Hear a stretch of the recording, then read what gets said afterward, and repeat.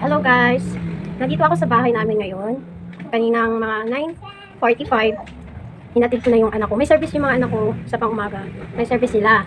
Kaso sinasamahan ko din silang pumasok kasi medyo makukulit sila. Kaya sinasamahan ko pa din pumasok. Para sure na sa loob sila ng school pupunta.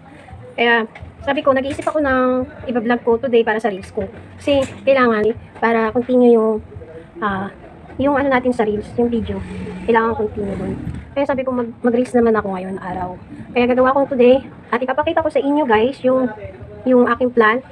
Bago ko lang siyang tanim na galing sa labas. Bali nakita ko lang siya dun sa labas. Tapos dinala ko siya dito sa loob ng bahay kasi sayang naman na arawan doon at saka hindi pala na okay din naman pala maarawan. Pero ano siya, kailangan alagaan.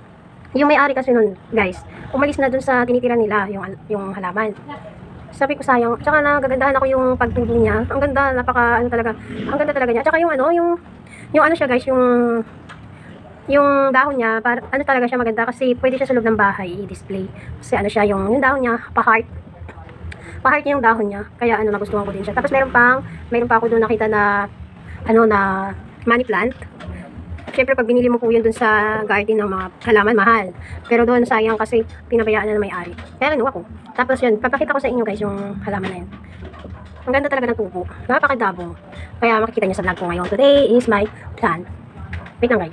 Pakita ko. So ayan guys. Yung nakita kong halaman dun sa labas. Ayan siya ganyan. Diba? Ang ganda niya. Heart. Yung design ng dahon niya. Diba? Bali, transfer ko na lang sa isang lagayan. Tapos ang dabong niya. Ang dabong niya talaga. Oh, diba? Ang ganda. Pag binili mo to sa halamanan, mahal. Siguro nga sa 600 ganyan. Kasi malaki na siya eh. Ayan siya. Diba? Tapos guys, yung aking nasa labas, yung money plant. Nasa labas. Ayan.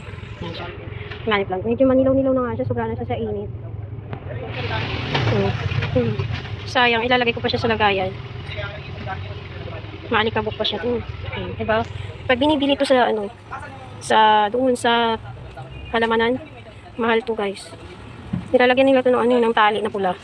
Kaya pupunasan kayo yung dahon para di ba kumikintab. Tanggal yung alikabok. Alikabok kasi siya yun. So yan guys yung aking plant for today videos. Bye bye!